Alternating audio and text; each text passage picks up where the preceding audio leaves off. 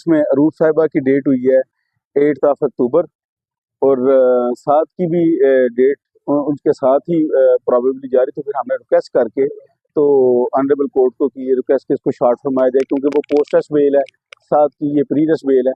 तो 7 की जो है ना ऑनरेबल कोर्ट ने अपना रोस्टर देख के तो 2 अक्टूबर उन्होंने कोर्ट सेट ठीक है सर, मुझे बताइएगा कि आज आर्गुमेंट्स क्या हुए कोर्ट में? नहीं, आर्गूमेंट्स तो मैंने गुजारिश अच्छा, उन्होंने मुझे बताइएगा एनसीसीआई की जानिब से रिपोर्ट पेश किया गया था?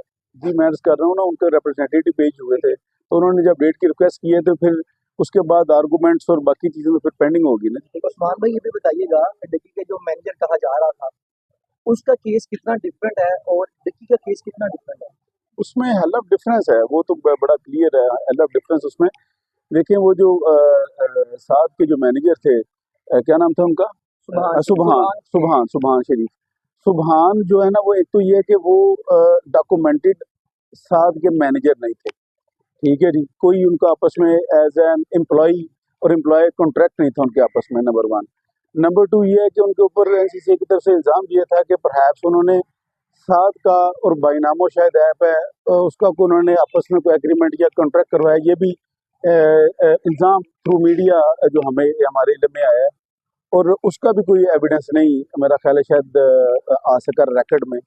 तो 7 का केस इंटायरली डिफरेंट है। 7 के ऊपर एक डिफरेंट एलिगेशन है कि उन्होंने सो एंड सो जो हमारी प्रमोशंस है मुख्तलिफ ऐप्स की, वो उसको प्रमोट किया और उसकी डिफरेंट ऐप्स को FIR में मेंशन किया, रिकवरीज डाली 3,26,000 समथिंग डॉलर्स की, और बेशुमार इसके जो अकाउंट्स हैं वो सीज किए, और काफ़ी सारा इसमें उन्होंने मटेरियल कलेक्ट करने की कोशिश की है 7 के अगेंस्ट एनसीसीआई ने ड्यूरिंग इन्वेस्टिगेशन। जबकि वो जो सुबहान का केस था वो तो बड़ा लेसर उसके स्टेटस में था, वो डिफरेंट था। समझते हैं कि लकी भाई की सेशन से फेल हो जाएगी? क्योंकि माशाल्लाह तो आपका एक्सपीरियंस है, अपने एक्सपीरियंस को अगर शेयर करें और क्या कहेंगे आप? क्योंकि आप पहले भी बहुत होपफुल थे। जी जी जी जी जिला के शहरी देखें गुजारिश ये है कि होप तो रहनी चाहिए ना, होप तो ज़रूरी है। और इंशाल्लाह जैसे मैंने अर्ज़ किया था कि जो केस की स्टेटस है, जो केस की सिचुएशन है, और स्पेसिफिकली जो इसके फैक्ट्स हैं और जो इसके रेलेवेंट लॉज हैं, वो उसको सामने रखें तो इंशाल्लाह हमें बड़ा कभी यकीन और उम्मीद है कि सेशन कोर्ट से इंशाल्लाह हमें रिलीफ मिलेगा, और इंशाल्लाह यहाँ से बेल होगी 7 की, क्योंकि 7 को काफ़ी अरसा तकरीबन 1.5 माह से ज़्यादा अरसा हो चुका है वो कस्टडी में है, और काफ़ी ज़्यादा इन्वेस्टिगेशन भी कंप्लीट हो चुकी है 7 की हद तक। तो इसलिए इंशाल्लाह वी बिलीव कि इंशाल्लाह बेल होगी। अच्छा उस्मान भाई, ये बताइए, खबरें ये आ रही हैं कि आपकी और आपके जो क्लाइंट्स हैं वो एक पेज पर नहीं है, तो ये थोड़ा सा क्लियर कर दें।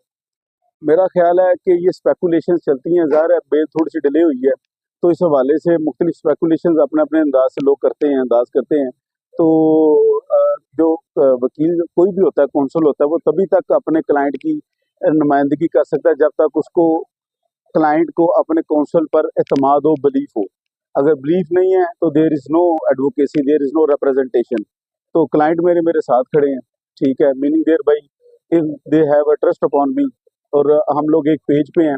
और रही बात ये जो मैं लास्ट देख रहा था, शायद कोई इस तरह को मीडिया टॉक थी कि शायद साद पैनिक में है कि बेल नहीं हो रही। He is very much comfortable, बड़ा कंफर्टेबल है, और उसको अब लीगल प्रोसेस भी समझ है, सारी सिचुएशन समझ है कि केस की नोयत कितनी क्या है, और केस कितना हाइप मीडिया हाइप प्रोफाइल हो चुका है। इसलिए जो भी कोर्ट प्रोसीडिंग्स हो रही हैं वो साथ के इल्म में भी, और साथ इस बारे में बड़ा पूरे एतमाद भी है और कॉन्फिडेंस में भी है। और हम लोग और साथ और जो रूब हैं वो सारे आपस में डिस्कस करके एक पेज के ऊपर लीगल प्रोसीजर को लेके चल रहे हैं। उस्मान भाई, मैंने ये सवाल इसलिए से किया है क्योंकि ना फयाज रामे से मेरी बात हुई, उनका ये कहना था कि डक्की ने आपको आर्ग्यू करने से रोक दिया था जिला कचहरी में, तो इस हवाले से ये मैंने सवाल किया। देखें वो जो रामे भाई हैं मेरे छोटे बड़े अच्छे हमारे दोस्त हैं, छोटे भाई हैं, लेकिन एक तो मेरी गुजारिश ये होगी कि जो क्लाइंट और कौंसल की डिस्कशंस होती हैं ये कभी भी नहीं करनी चाहिए, क्योंकि ये हमारा जो लीगल प्रैक्टिसिंग बार जो हमारी एथिक्स हैं, वो सबसे पहले हमें इस चीज़ का बाउंड डाउन करते हैं कि जो क्लाइंट की सीक्रेसी है that needed to be kept in properly, तो वो कभी भी डिस्क्लोज नहीं होनी चाहिए। तो इसलिए कभी भी वो डिस्कशंस को नहीं मीडिया पर डिस्कस करनी। दूसरी बात, वो साद को इस हवाले से था, बल्कि आप तो कह रहे हैं ना कि वो खुद देश के वो बेल नहीं हो रही, वो साद हमें ये कह रहा था कि उस्मान भाई इसको थोड़ा सा मजीद डिले कर लें। रीजन क्या बताइए उन्होंने साहब। रीजन उसको शायद देखें, जो जेल है ना, जेल एक बहुत बड़ी अपनी यूनिवर्सिटी होती है, ठीक है।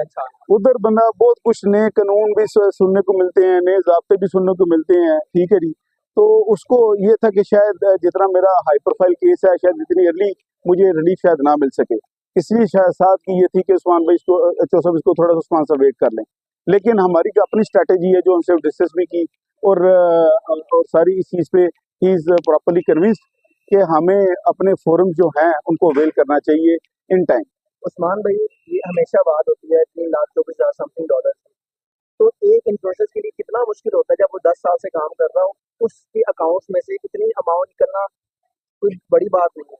तो ये क्यों इस तरह की बातें हो रही देखिए, मैं पहले भी इस चीज़ पे अर्ज कर चुका हूँ, कोर्ट में भी हमने ये डिस्कस किया था, आर्गू किया था कि वो $3,26,400 जो इन्होंने सीज किए हैं ड्यूरिंग इन्वेस्टिगेशन, तो उसकी ये तो at the time of trial उसको सेग्रीगेशन होगी उसकी, कि क्या वो जो अमाउंट है वो किसी ऐप से ट्रांजैक्शन है या साथ की अपनी जो यूट्यूब और के जरिए प्रॉपर इनकम है। इसलिए ये एक अभी तक चीज़ें क्लैरिटी नहीं है, और यही चीज़ इस केस को फर्दर प्रूव एंड इंक्वायरी का केस बनाते हैं और केस को फिट केस ऑफ बेल बनाते हैं। सर, आपने कहा है कि ये हाई प्रोफाइल केस है, और हाई प्रोफाइल नहीं, बना दिया गया है। कौन बना रहा है इसको, कौन देख रहा है, जहाँ से इशारे हो रहे हैं, आपके समझ से अभी तक डकी भाई की जमानत ना होना, अप्रोक्सीमेटली 1.5 मंथ तो हो गया होगा तकरीबन, आपके समझ से कहाँ पे लैक ऑफ आपकी आई है, मसला आया है जहाँ पे डकी भाई का केस थोड़ा सा खराब हुआ है? देखें, गुजारिश ये है कि देखें, मैटर कोर्ट ऑफ लॉ में है, सब जुडिस है, ठीक है। इन्वेस्टिगेशन जो अदारा है, एजेंसी है, उन्होंने अपनी इन्वेस्टिगेशन की है, अब मैटर कोर्ट ऑफ लॉ में है, और इंशाल्लाह कोर्ट ऑफ लॉ से रिलीफ मिलता है, और रिलीफ मिलेगा इंशाल्लाह। का सबसे लंबा रिमांड दिया गया है, ठीक है, आप इसके बारे में क्या? रिमांड के हवाले से डिटेल डिस्कशंस हो चुकी हैं बड़ी सारी, और उस बारे में सारे दोस्त आप लोग भी मीडिया रिपोर्टर हैं, आपके इल्म में हैं, जो आर्गूमेंट्स होते थे उसके बाद जो रिमांड होता था, लेकिन मेरा ख्याल है हमें आगे चलना चाहिए। आपके समझते हैं कि डकी भाई को पकड़कर मुख्तलिफ यूट्यूबर या टिकटॉकर इन्फ्लुएंसर को इतना घेरा तंग नहीं हो रहा जितना डकी भाई? क्या डकी भाई को पकड़ने की वजह से उनको इस तरह की इबरत का निशाना बनाया जा रहा है बकौल NCCI की तरफ से, क्योंकि और यूट्यूबर को भी इबरत का निशाना बनाया जाएगा? नहीं, देखें, ये तो बाकी जो यूट्यूबर्स हैं उनके खिलाफ अगर कोई प्रोसीडिंग्स हैं तो मेरा कमेंट उतना बनता नहीं है, वो मैटर मुझे जी प्लीज। क्योंकि ना ये बात कर रहे हैं निशान इबरत की बाकी यूट्यूबर्स की, तो एक उनके डकी भाई के फ्रेंड भी हैं, बाबा ओपी आई थिंक नाम है उनका, असल नदीम मुगल था, हाँ, वो भी NCCI ने गिरफ्तार किया, वो क्या कहानी है?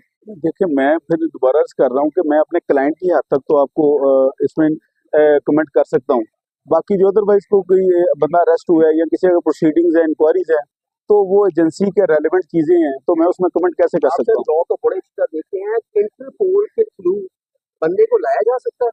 देखिए, वो जिस हवाले से बात ट्रीटी हमारे इंग्लैंड से है, ये यूके के साथ ट्रीटी हमारी है, वो एक्स्ट्राडिशन ट्रीटी होती है, लेकिन ये है कि मैं अर्ज कर रहा हूँ जिस किसी अहबाब जो यूट्यूबर हैं उनके हवाले से बात कर रहे हैं, he is not my client, मेरा कमेंट करना बनता नहीं है।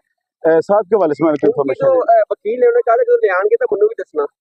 देखें, वो मेरे वो कुलीग हैं, उन्होंने जो भी कमेंट किया अपने क्लाइंट के मुतलका, ही नोज वेरी वेल, वो खुद बेहतर इस बारे को एक्सप्लेन कर सकते हैं। इंशाल्लाह बहुत जल्दी डकी भाई को हम बाइट देखेंगे, इंशाल्लाह सेशन से ही, होपफुली इंशाल्लाह यही से इंशाल्लाह बड़ी पूरी उम्मीद है कि इंशाल्लाह यहाँ से हमारी मैरिट पे बेल होगी।